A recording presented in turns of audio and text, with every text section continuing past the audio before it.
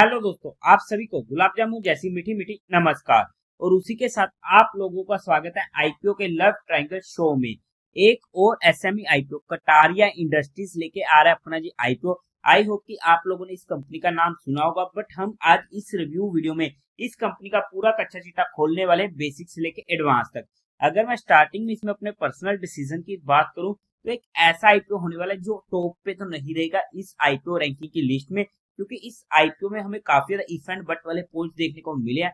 But segment ऐसा है जिसे मैं आज के टाइम पर इग्नोर भी नहीं कर सकता हूँ। तो किस तरीके से रहेंगे एक्सटर्नल फैक्टर, किस तरीके से रहेगी रैंकिंग, उसके बेस पर जो भी फाइनल डिसीजन बनेगा उसके बेस पर मैं आप लोगों को अपना फाइनल डिसीजन अपडेट कर दूंगा हमारे टेलीग्राम चैनल पर या हमारे डेली के शो पर। बट आप लोग एक बार इस वीडियो को देख लीजिएगा, समझ लीजिएगा, फिर अपने रिस्क रिवॉर्ड रेशियो और माइंडसेट के अकॉर्डिंग अपने फाइनेंशियल एडवाइजर से कंसल्ट करके कोई फाइनल एक्शन बनाइएगा।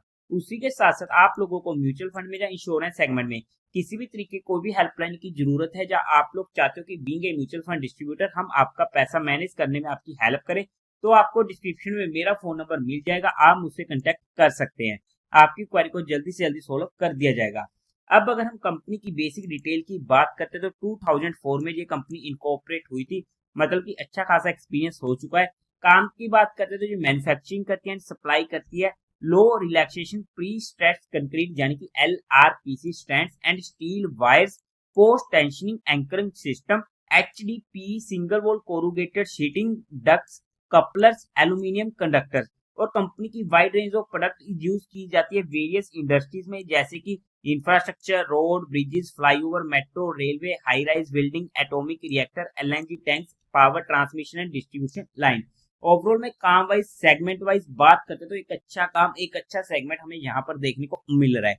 कंपनी के प्रोडक्ट पोर्टफोलियो की बात करते तो LRPC strand, polymer coated grease, wax wire LRPC strand, galvanised LRPC strands, galvanised PE coated LRPC strands, specialised LRPC strand. Company की दो मैन्युफैक्चरिंग प्लांट्स होने वाले जो एमपी में होने वाले हैं।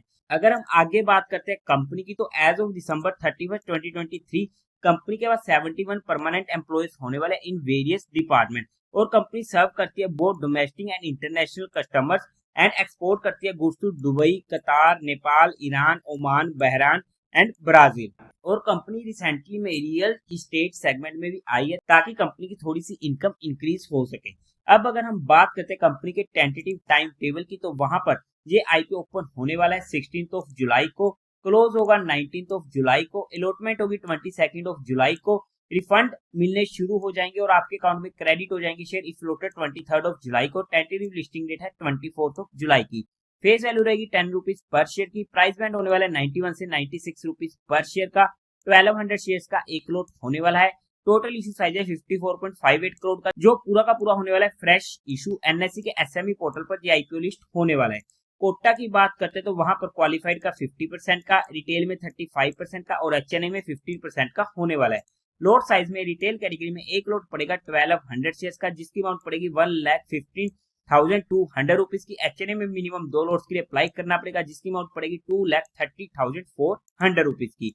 अगर हम प्रमोटर्स की बात करते हैं तो वहां पर सुनील कटारिया, अरुण कटारिया एंड अनूप कटारिया कंपनी के प्रमोटर होने वाले हैं। अब अगर हम कंपनी के मेन मुद्दे की बात करते हैं, यानी कि कंपनी के फाइनेंशियल्स की, तो वहां पर सबसे पहले टोटल एसेट 2022 में थे 127 करोड़ के, जो 2024 तक हमें डिप देखने को मिला 120 करोड़ की। हालांकि 2020 में इंक्रीज हुए, बट 2024 में फिर से डिक्रीज हो चुके थे। मतलब कि यहाँ पर कंपनी के एसेट भी स्टेबल नहीं रहे, जो हमारे लिए नेगेटिव पॉइंट हो जाता है। रेवेन्यू की बात करते हैं 2022 में था 250 करोड़ का, 2023 में 333 करोड़ के एंड 2024 में 341 करोड़ के। 2022 से 2023 में इंक्रीज देखने को मिला, बट 2024 में ज्यादा इंक्रीज नहीं है, जो हमारे लिए फिर से एक नेगेटिव पॉइंट सा हो जाता है, क्योंकि स्टेबल से ही हम यहाँ पर बोल सकते हैं।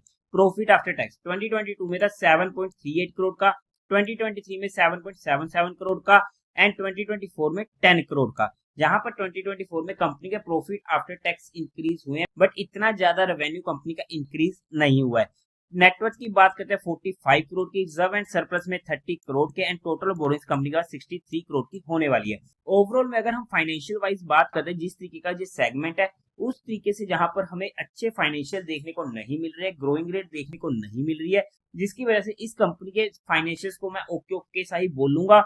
अब अगर हम बात करते हैं कंपनी के ऑब्जेक्टिव की, तो वहां पर कैपिटल एक्सपेंडिचर के लिए इनको जरूरत है 4 प्लांट्स एंड मशीनरी। सेकंड, इनको अपनी बोरोइंग्स की रीपेमेंट करनी है। Third, general corporate purpose.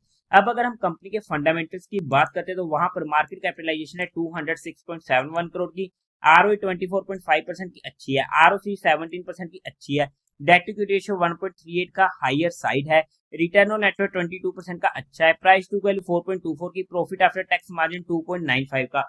Profit after tax margin भी कंपनी का काफी ज्यादा कम होने वाला है, जो हमारे लिए एक अनदर नेगेटिव पॉइंट हो जाता है। ईपीएस प्री आईपीओ 6.32 की, पोस्ट आईपीओ 4.65 की कम है। पी प्री आईपीओ 15.18 की, पोस्ट आईपीओ 20.63 की। ओवरऑल में अगर हम फंडामेंटली बात करते हैं तो ओके ओके फंडामेंटली बोलूंगा, क्योंकि यहाँ पर बेशक आरओई, आरओसी, आरओएनडब्ल्यू अच्छा है, बट वहीं पर debt to equity ratio, profit after tax margin में हमें जहां पर दिक्कतें देखने को मिल रही हैं। अब अगर हम बात करते हैं पीयर टू पीयर कंपिटिटर्स में, तो वहां पर कामधेनु लिमिटेड जिसका पीए 39.76 का, इनक्रेडिबल इंडस्ट्री जिसका पीए 45.19 का, भारत वायर रोप जिसका पीए 33.88 का। अगर हम इसके जीएमपी की बात करते हैं तो आज के टाइम पर ऑलमोस्ट 46% के करीब का हमें देखने को मिल रहा है। अगर हम बात करते हैं कंपनी की वैल्यूएशन की according to 2024 financial year data, तो ये आईपीओ भी सस्ता नहीं आ रहा है और कंपनी ने हैवीली जहां पर अपनी वैल्यूएशन डिमांड करी है, जिसकी वजह से एक और नेगेटिव पॉइंट हमें देखने को मिल चुका है। इन शॉर्ट अगर मैं ओवरऑल आईपीओ को कॉम्प्राइज करने की कोशिश करूं तो जहां पर सिर्फ और सिर्फ मुझे इस कंपनी का सेगमेंट काफी ज्यादा पसंद आ रहा है, उसके अलावा हमें जहां पर इफ एंड बट्स काफी ज्यादा देखने को मिले हैं। हाउएवर किस तरीके से रहेंगे एक्सटर्नल फैक्टर, उसी के बेस पर जो भी रैंकिंग बनेगी, तो अपनी रैंकिंग की रिस्पेक्ट करते हुए मैं अपना कोई पर्सनल डिसीजन बनाऊंगा। बट हमने यहाँ पर सिर्फ कंपनी को education and learning perspective study किया है, किसी भी तरीके कोई भी इन्वेस्टमेंट टिप या एडवाइस नहीं है। फिर भी आप लोगों को कोई भी काम करना हो या कोई भी एक्शन लेना हो तो एक बार अपने फाइनेंशियल एडवाइजर से कंसल्ट करके लीजिएगा। तो देवी और सज्जनों, उम्मीद है आप लोगों को ये वीडियो अच्छी लगी होगी, तो इस वीडियो को लाइक कीजिएगा, शेयर कीजिएगा और साथ ही साथ चैनल को सब्सक्राइब करें। हर हर महादेव।